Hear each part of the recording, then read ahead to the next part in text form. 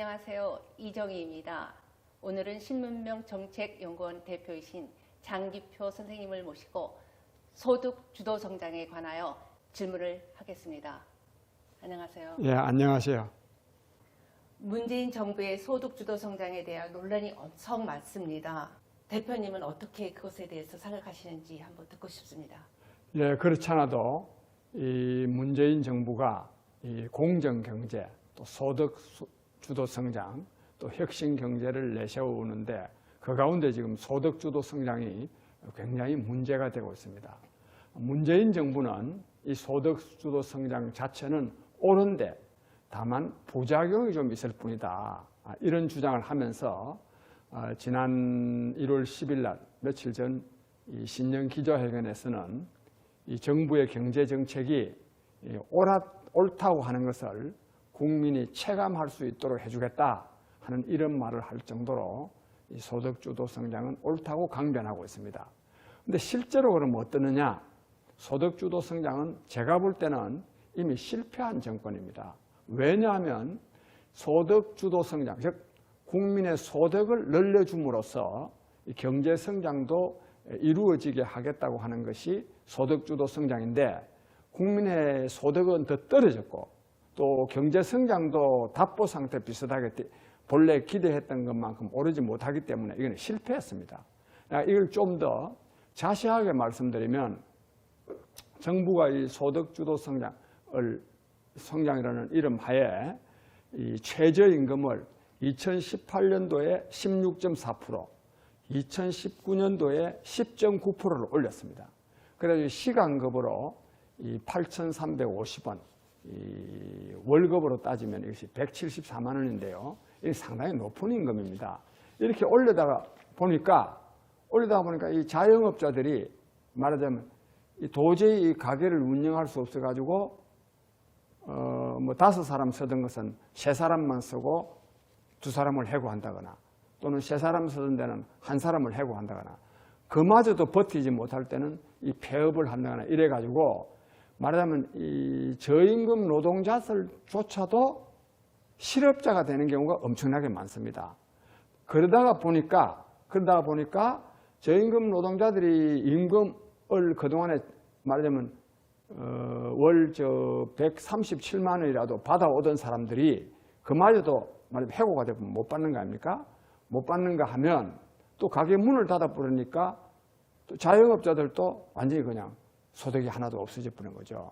이런 상태가 일어난 것이 이게 이제 보통 일방적인 뭐 우리들의 말하자면 정부의 비판적인 사람들의 주장이 아니라 이것이 지난 11월 달에 말하자면 국가기관인 통계청에서 발표한 자료에 의해서 확인되었습니다.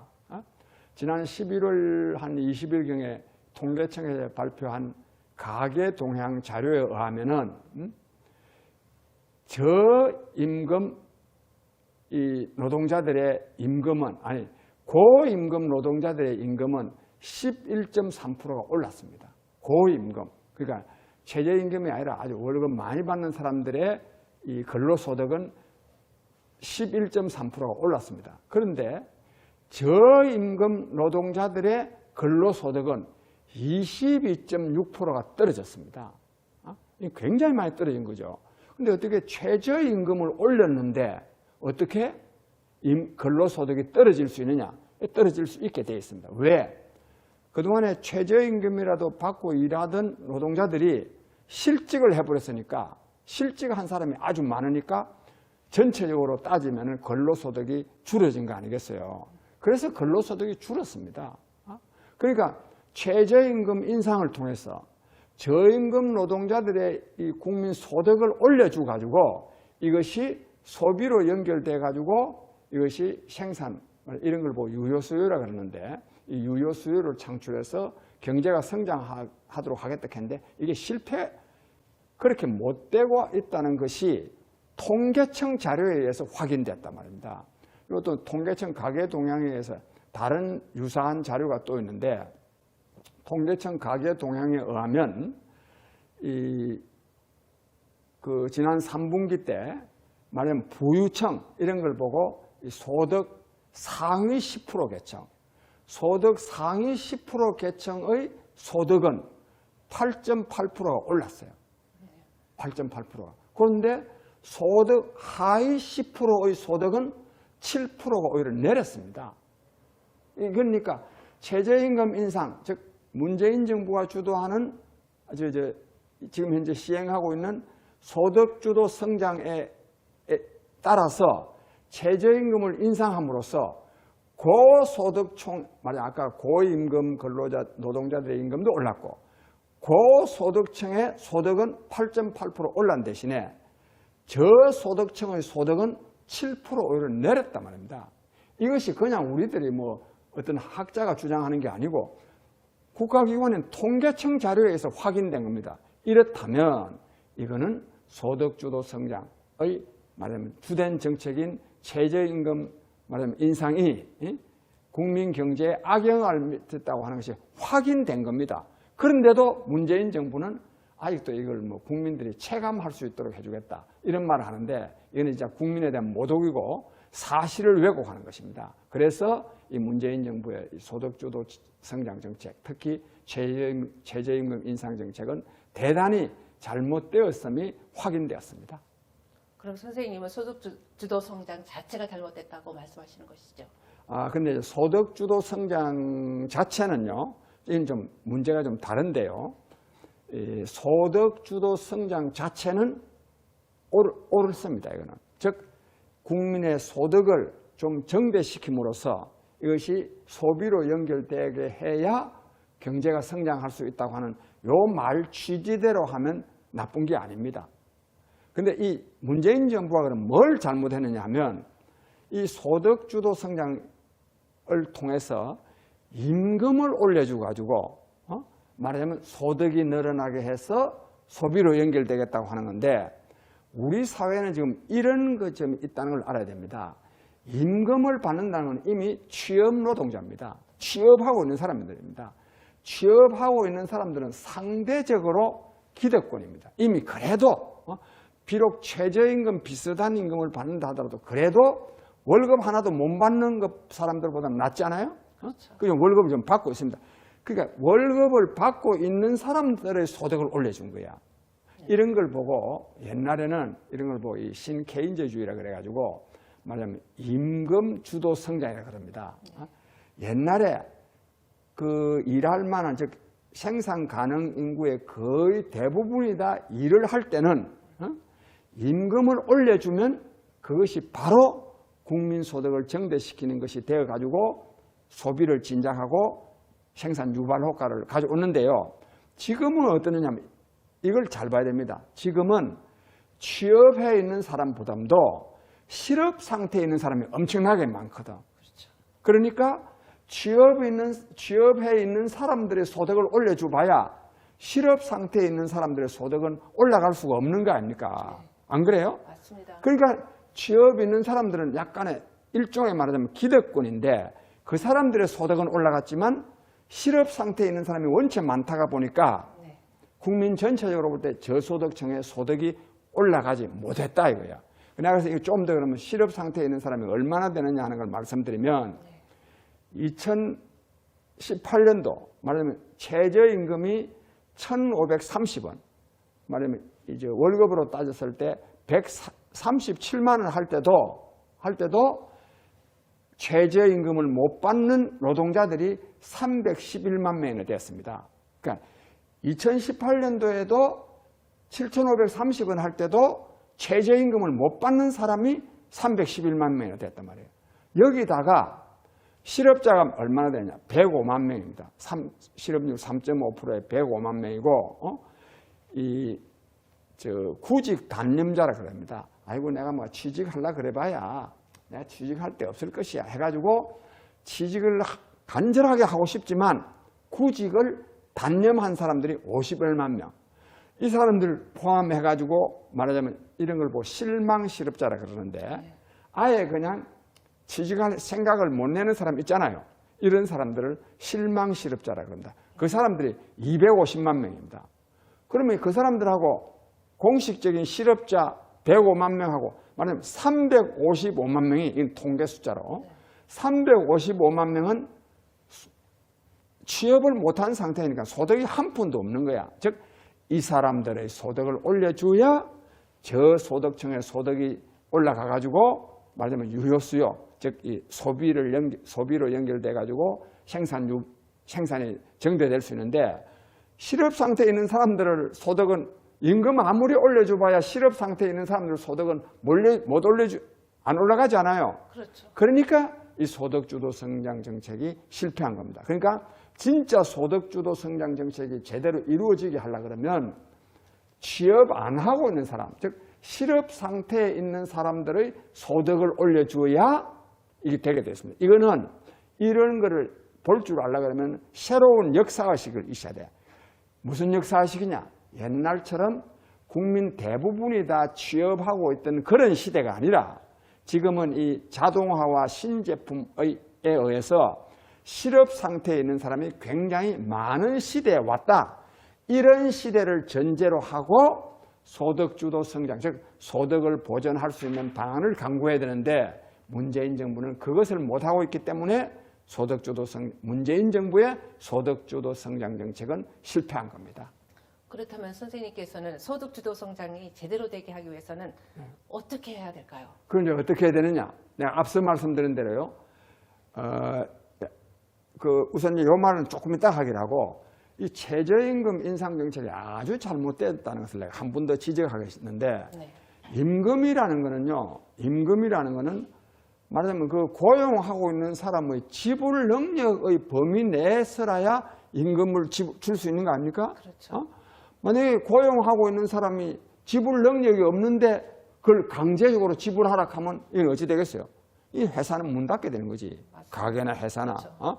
지금 이 문재인 정부는 바로 그거란 말입니다. 네. 그러니까 고용을 한 사람, 즉 임금을 지불해야 될 사람의 지불 능력을 완전히 무시하고 강제적으로 지불하라 그러니까 어떻게 되느냐? 즉 기업이 도산하거나 가게가 폐업하는 일이 생기고, 이거는 즉 중소기업인이나 소상공인, 자영업자들한테만 어려움을 가져다 주는 것이 아니라 여기에 취업해가지고 먹고 살아야 될 저임금 노동자들도 실직하게 된단 말이에요. 그렇죠. 이거를 정부는 모릅니까? 그거를? 난 도대체 이 정부가요 정말 웃기는 정부입니다. 지금 이 말은 내 말이 아니고 이건 상식이요, 상식. 세상이 다 아는 일을 이 정부 관계자들만 눈을 감고 있습니다. 여기에 또 문제는 뭐냐면 눈을 감고 있는 게 아니라 지금 무시하는 거예요. 알고도 무시하는 거예요. 최저임금 인상으로 말미암아서 앞서 말씀드린 대로 말하자면 소상공인들이 어려움을 겪어가지고 5명 쓰던 사람은 2명을 해고하거나 3명 쓰던 사람은 1명을 해고해가지고 실직자가 늘어나고 또 폐업하는 사람도 늘어나고 하니까 문재인 대통령도 뭐라고 말한 일이 있느냐면 지난 한 11월경쯤에 정부의 경책 정책도 말하자면 국민의 공감 속에 이루어져야 된다 이런 말로 가지고 말하자면 최저임금에 대한 속도 조절을 말하자면 시사한 바가 있습니다. 여기다 또 홍남기 경제부총리, 기획재정부 장관은 직접 말하자면 최저임금의 과도한 인상으로 말미암아서 이 말하자면 서민 경제에 너무 어려움을 가중시키고 있으니까 말하자면 속도를 조절해야 되겠다 이런 주장을 한 일이 있어요. 네. 그래 조절할 듯이 말을 했습니다. 그런데 그래가지고요 어떤 일이 있었냐면 이 최저임금과 관련해서 주휴 시간을 최저임금 계산에 포함시키느냐 안 시키느냐 가지고 이걸 포함을 안 시키면 최저임금을 좀 인하하는 효과가 있습니다. 포함시키면 인상하는 효과가 있어요. 그래가지고 이걸 좀 말하자면 최저임금 인상을 좀 속도 조절을 하기 위해서 낮추기 위해서 지난 12월 23일 날 24일 날에 본래 국무회의가 예정되어 있었어요. 국무회의가. 즉, 이 12월 24일 국무회의에서 이걸 결정을 거의 하려고 최종적인 결정은 12월 31일에 하게 돼 있어요. 돼 있는데 12월 24일 날 사실상 결정을 하려고 국무회의가 예정되어 있었습니다. 그런데 그 전날요, 이 국무회의에서 왈가왈부할 수 없으니까 논쟁을 할 수 없으니까 그 전날 이거를 조정하기 위해서 12월 23일 날 저녁에 경제 관련 장관들이 모였습니다. 이런 회의를 보고 녹실회의라고 한답니다. 그러니까 국무회의를 앞두고 사전에 그 정책을 조정하기 위해서 모이는 회의가 녹실회의인데 녹실회의에서요. 말하자면 주휴 시간을 포함시킴으로써 포함시키지 않음으로써 최저임금 인상의 그 비율을 좀 낮추려고 회의를 소집했는데 이재갑 고용노동부 장관이 결사적으로 반대를 해가지고 그걸 관철을 못 시켰습니다. 그래서 문재인 정부가 이처럼 최저임금이 너무 과도하게 인상되었다 그래가지고 조절할 생각을 대통령도 시사했고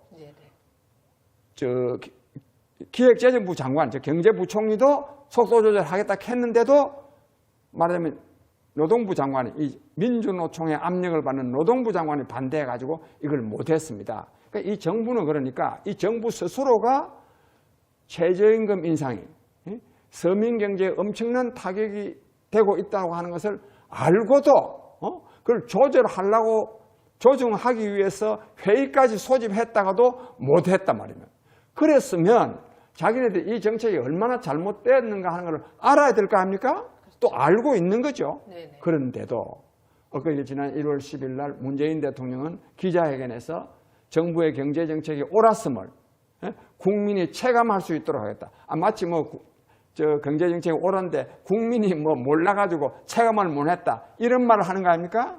이런 정부는 정말로 오만하고 독선적이고 그리고 이는 불통정권이라고 비난받아 마땅합니다. 내가 이거를 먼저 하나 지적을 하고 싶고 그 다음에 요 하나 더 지적하고 싶은데 최저임금이라는 것은 이 본래 근로기준법이나 또는 최저임금법이나 이런 거는 그 이하로 하면 처벌한다 이겁니다.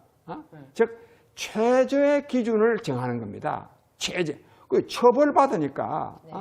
그렇기 때문에 이거는 아주 최저로 정해야 되는데 그냥 그러니까 월급 대략 어느 정도는 돼야 되지 않아? 이런 거는 최저 기준이 아닙니다.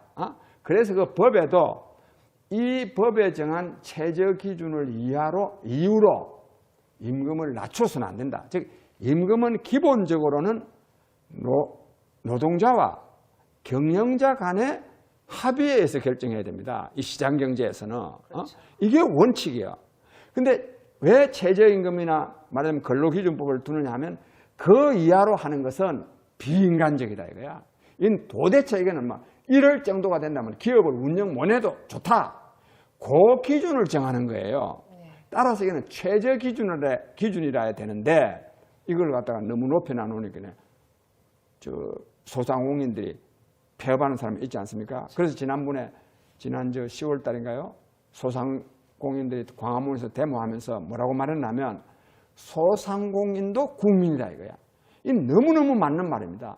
소상공인도 국민이에요. 소상공인이라고 해서 노동자들보다도 아주 잘 사는 사람도 아닙니다. 즉 이 사람들에 대한 배려는 없이 또 고려는 배려가 아니야.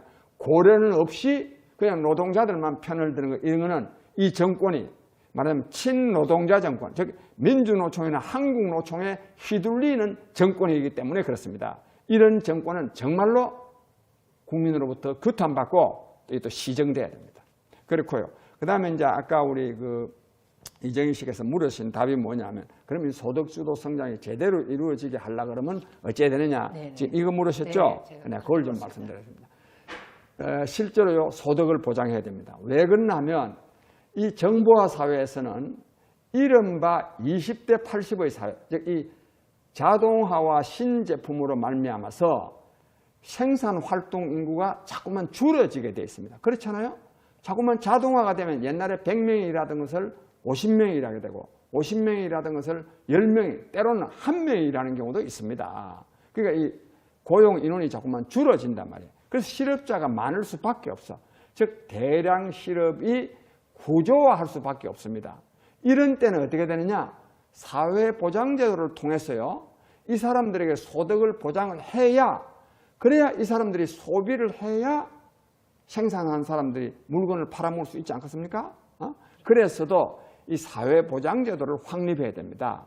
근데 우리 사회에서는 사회보장제도 그러면은 알레르기 반응을 일으키는 사람들이 있는데 이건 아주 잘못된 겁니다. 그래서 문재인 정부도 진짜 소득주도 성장을 제대로 되게 하려 그러면 그냥 최저임금을 인상할 것이 아니라 국민들에게 내가 조금 전에 말한 것처럼 이 정부와 사회에서는 자동화와 신제품으로 말미암아서 실업 상태에 있는 사람들이 많아질 수밖에 없고 이 사람들의 소득을 보장하지 않으면 부유층이 생산해서 해도 물건을 팔아먹을 데가 없거든요. 그래서 이게 부유층들이 계속 잘 살기 위해서도 저소득층의 소득을 보장해야 된다. 이런 거를 설득을 해가지고 사회보장제도를 확립하는 것이 진짜 소득주도 성장이 제대로 효과를 발휘할 수 있게 하는 겁니다. 그걸 안 하고 임금노동자, 상대적으로 기득권층에 속하는 임금노동자들의 임금만 때려 올리니까 고임금 노동자들의 임금이 더 올라가고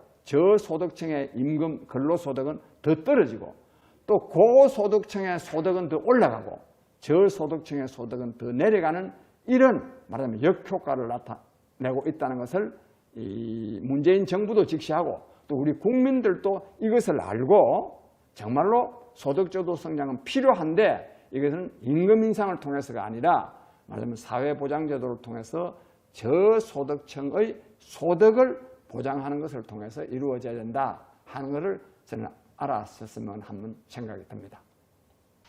오늘은 장기표 대표님의 소득주도 성장에 대해서 말씀하셨습니다. 여러분 다음에 뵙겠습니다. 감사합니다. 예, 수고했습니다. 수고하셨습니다. 예.